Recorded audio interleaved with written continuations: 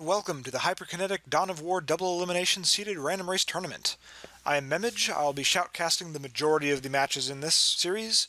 I'm actually one of the players in the series, so I'll not be able to shoutcast all of them, but at the moment we're in the qualifiers, so I'm going to start off with casting my own first qualifier match. We have several players in this tournament who have not played the online version of the game long enough to have a score which reflects their skill.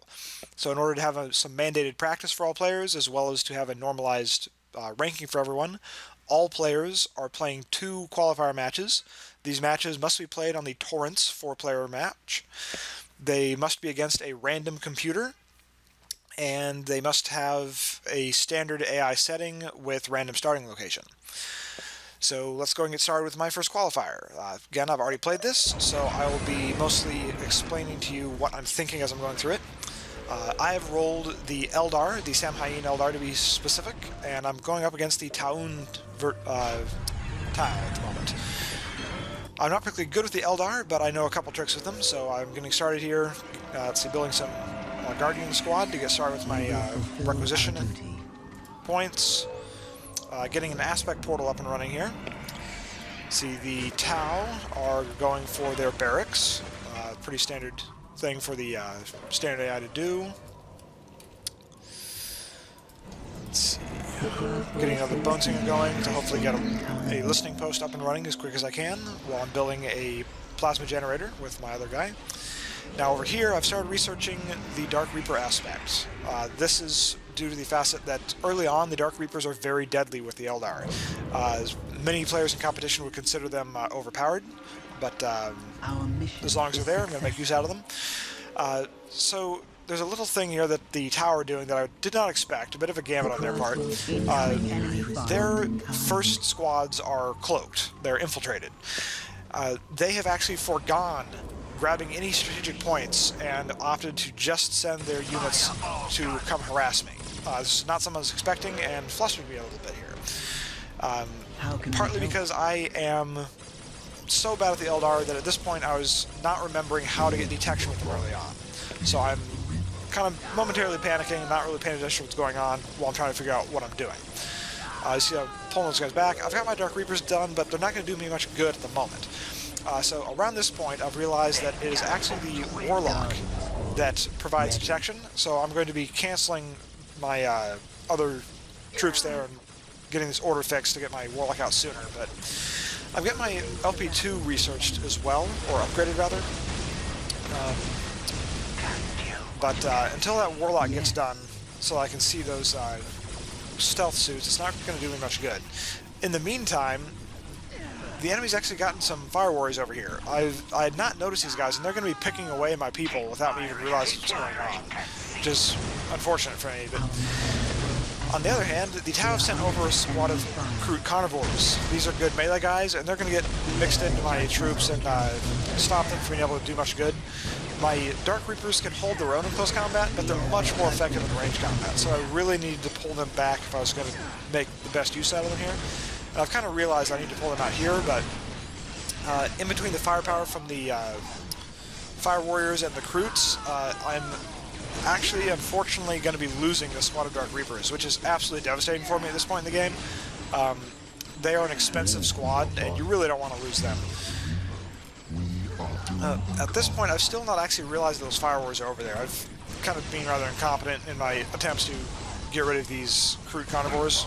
And again, letting those Reapers get into combat with them was just a horrible mistake on my part. I'm getting another squad of Guardians out because I know that I need to be able to detect those stealth suits with another Warlock, but again, these guys are just taking so much damage from those Fire Warriors at the moment that it's ridiculous. I do finally pull back my Dark Reaper so he can start doing some serious damage, and at this point I realize that there are the Fire Warriors over there and bring my Reaper over to start fighting against them.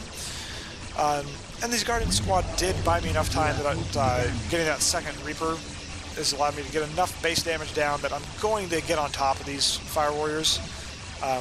They're going to kill a couple of Dark Reapers, but my reinforcement rate is fast enough that I'm actually going to end up overcoming them in combination with the firepower that I'm unleashing here. So as you can see, with that number of guys out here, they're going to take out one more Reaper, I believe, but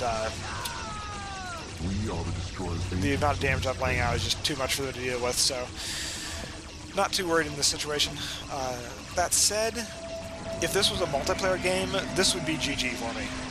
I've just been stunted too much. There's been too much damage done to my forces, and like, again, any normal player would be able to capitalize on this, and I would be doomed. So I would have GG'd if this had been a normal game. But against the standard AI, I'm figuring they're probably not doing much, and if we go back to their base, we verify, indeed, they're really not doing much of anything. They are researching their Tau Commander, which is going to be a bit of a problem for me, because I've gone for a ranged build in this with my Dark Reapers. I rely on my ability to stay at distances, fire into the mass, and unfortunately for me, the Tau Commander does the same thing. So he's going to be able to exchange rounds with me and deal a significant amount of damage to me. So, as long as I've got the opportunity, I feel like I've kind of chased them off, so I'm going to try to grab this point, and it's not going to work out too well for me. As you see in a moment, this Tau Commander is going to come in and just start laying into my Reapers, and I'm going to have to fall back, but it's part of the dance of combat. And indeed, yeah, he just exploded one of my Reapers there, so I have to fall back. I have to pull back my Bone Singer as well and lose that relic. That said, let's see, now that I've seen that their Tau Commander's out, I do know that I need to be able to start kiting him if I'm going to be able to do any serious damage. I do sort of chase him away with my Guardians. I'm not entirely sure why they pulled him back, but it's the computer. They do weird things. So I was grateful at least and went for trying to cap that point again in the hopes that he'd stay away for a little bit of time.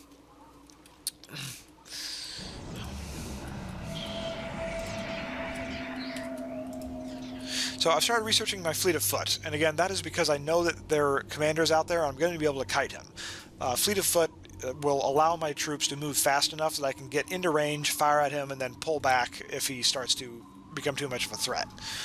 Fear the judgment of the council. If we look over at what my opponent's doing, they are actually finally starting to get their points. They've got an LP up on that one, and they're grabbing this strategic point. So you would think that this late into the game, just now starting to get those points, put them at a severe disadvantage. However, the amount of damage it's caused to me, I actually only have 1 LP up. I've not even grabbed on the strategic points yet. So the amount of stunting that they've caused to me here has actually significantly aided them, and they are actually on par with me for resources at the moment. If we switch between points, you see that they're actually ahead of me in resource acquisition at the moment. So that shows just how powerful a stunting gambit can be. If you pull it off well, then it doesn't. The fact that you're stunting your own resources is offset sufficiently by the fact that the enemy has been just absolutely devastated in terms of their economy. Now, they're not really building much in the way of anything over here, and again, that really falls in line with what a standard AI does. They build squads as they feel they need them. They don't really try to continually build larger and larger force. It's only if they're trying to do a specific strategy will they build a force. And again, in a one-on-one game like this, they typically won't get any more than 4 squads, and they usually don't go for vehicles either. So I'm moving in at this point, confident that I've got a Warlock, so I can see their stealth suits. I've got enough Guardians to kind of soak in some general flak, and I've started to reinforce my Reaper squad. So as you can see how fast I took out those guys. Obviously, Earthcast workers are not too healthy anyway, but... So right here I made a bit of a mistake by... The Dark Reapers can actually outrange that LP. I just moved them in too far, so I pulled them back here so they can start firing again out of range. My Guardians are still in range, but they can reinforce fast enough that I don't mind too much. Unfortunately, I am spending extra resources to keep the reinforcements going on these guys, so that's a bit of a waste of resources at a time when I don't have much resource to go around. That said, so it looks like I've not started yet, but I'm going to start researching some just random tech soon. I do start to try to get some Banshees up, but that doesn't prove to be of much use. Because again, I'm mostly got a range build going on, and they really don't have much to defend against me at this point. Their LP2 here is going to be going down shortly. They're going to cause some damage to my Warlock, but they're not going to get him killed here. So you can see they really have nothing left to stop me from rushing into their base at this point, and that's precisely what I'm going to do, because I'm not stupid. I'm going to take advantage of the opportunity. I do try to get rid of that point for them, but I realize that their commander's out, and I reposition my guys to try to deal with him, because again, having him firing at me is going to be a problem. I do see the stealth suits there and get them taken out because I don't want my Warlock to die and then suddenly have them there picking away at me. A little bit of a mistake here of refocusing on that barracks when the commander's still out there to fight. But at this point, I try to focus firepower on him and start whittling him down. Now here in a moment, you're going to see something that I do as kind of a power play, but end up making a big mistake in the process. A slow cap gets thrown out there, and I decide to focus my firepower on it to get rid of it before it gets triggered. Unfortunately, that means that right there it goes down, and I decide, oh, I'm going to take it out. But I thought I had killed him. And this is a big problem, because he keeps firing at me, and I don't notice those shots because they're coming through that building. And I think there's just like the stealth suits firing at me, and I'm just trying to get my Warlock up without realizing the amount of damage that tower commander's bringing on me. What I am doing is trying to take out that barracks at the moment, because I do know that if they can get a squad of Kroot carnivores out, that they can attack my Reapers, and while they won't kill them, they will tie them up while they start building new units, and I need the firepower of those Reapers out to make sure that anything that they're building is killed quickly. Such as that stealth suit, that it's going to die in moments here due to the amount of firepower I've got. Now, let's see, I did at this point already realize that that tower commander was out and finish him off real quick, so I'm not having to deal with him anymore, so grateful for that. They are really, again, needing to build that squad of Kroot carnivores if they're going to have a chance to come back from this. Let's see, I've now grabbed that strategic point from them, and my Guardians are able to start focusing on what they're doing.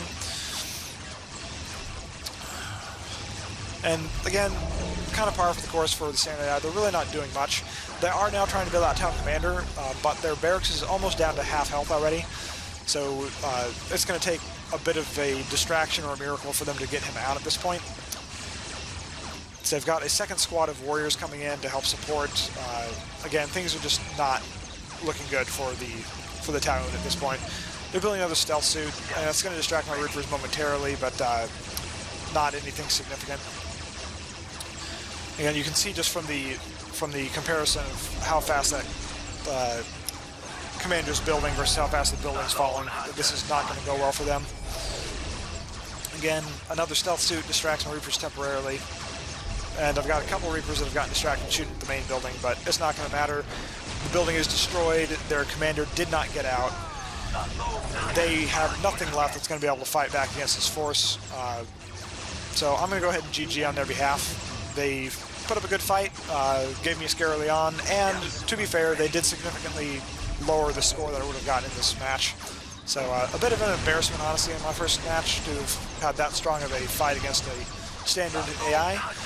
But we'll go ahead and call this, and look forward to seeing you on the next match.